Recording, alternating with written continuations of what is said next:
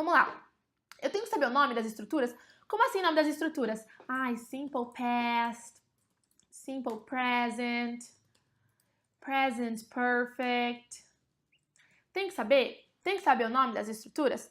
Não, você não tem que saber o nome das estruturas. Eu vou dar um exemplo pra você. Gente, eu não sei digitar no teclado em português que assistiu. Não, não tem que saber. Vou dar um exemplo pra você. A minha irmã gêmea, se você não sabe, eu tenho uma irmã gêmea. Ela é fluente em inglês. Inclusive, vai se casar com um americano. Ela é fluente em inglês. Mas, se eu mostro pra ela essas duas frases, ó.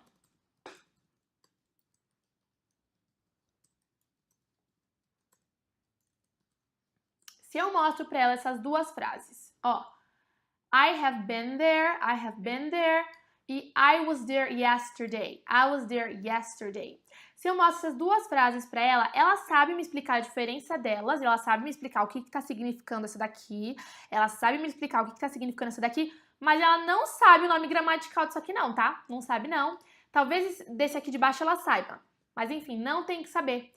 Ela não tem que saber o nome da estrutura, mas ela tem que saber que aquilo é uma estrutura. Provavelmente o seu teacher, enfim, se ele for te ensinar, talvez ele fale do nome, mas ele vai te falar, não se foca no nome, não foca no nome. Foca em entender a estrutura. Então, eu tenho que saber o nome das estruturas? Não, mas eu tenho que conhecer as estruturas. Então, por exemplo, essa estrutura aqui, ela chama Present Perfect. Só vou contar pra vocês, tá? Ela chama Present Perfect. E essa estrutura aqui chama Simple Past. Beleza? O que eu espero que o meu aluno ele entenda? O que você tem que entender?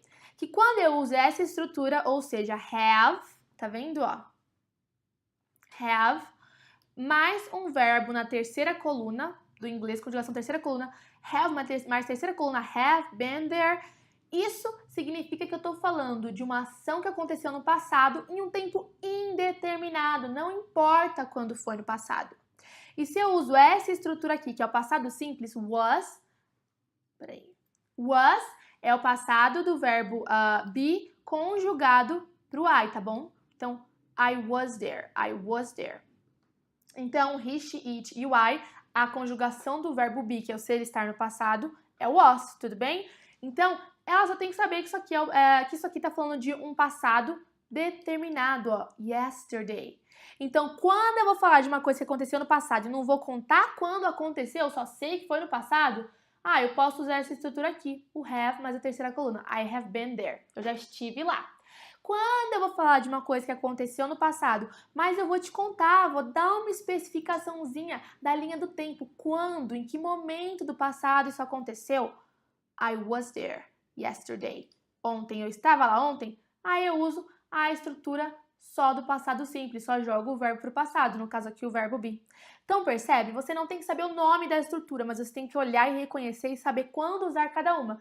Eu sei que é essa estrutura aqui eu uso para falar de uma coisa que aconteceu no passado num tempo indeterminado e essa aqui para falar de uma coisa que aconteceu no passado num tempo determinado. Então quando eu escolher usar essa estrutura aqui, eu vou de algum jeito colocar a pessoa que me escuta em algum lugar na linha do tempo. E aqui eu não preciso. Então, por exemplo, eu quero perguntar se você já foi para Disney. Eu posso perguntar, have you been to Disney? Have you been to Disney? Você já foi para Disney? Estou te perguntando se alguma vez na vida você foi para Disney. Agora, quero perguntar se você foi para lá ano passado.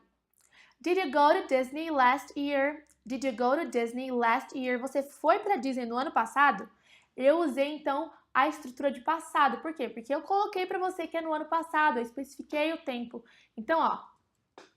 Have you been to Disney? Não estou especificando.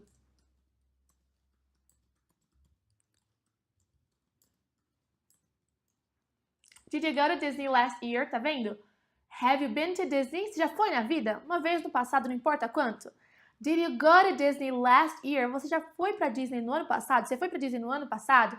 Então, percebeu? Você não tem que saber o nome das estruturas. Eu não tenho que saber que isso aqui é present perfect, que isso aqui é simple past. Se você for um nerd do inglês que nem eu, você vai querer saber. Mas você não precisa saber isso em termos de conseguir se comunicar. mas você tem que sim saber a estrutura, por quê? Porque daí você não vai ficar falando errado, né? Se você não sabe, você fala aqui, ó, have you been to Disney last year? Você mistura tudo, você fala tudo errado, isso acaba comprometendo o seu inglês. O seu inglês acaba sendo um inglês difícil de entender. Você acha que não é difícil porque você tá entendendo o que tá na tua cabeça. Mas para quem te escuta não vai entender o que você quer dizer, em especial se isso for um nativo, né? Porque quem te escuta ainda, mas a pessoa é brasileira, ela tenta fazer uma associação com o que você pensou. Nossa, a pessoa às vezes deve ter pensado em português, tentou traduzir. Mas se você tá falando com um gringo, o gringo vai ficar perdido. Então, não tem que saber nome, mas tem que saber estrutura. Você tem que entender como é que é a estrutura e qual que é o uso dela, tudo bem? Então, eu sei que essa estrutura aqui, have, mais terceira coluna, é para falar de um tempo passado, não importa quando. E o passado simples, só jogar o verbo lá para o passado, de um tempo passado que eu vou dar uma especificação melhorzinha em relação à linha do tempo.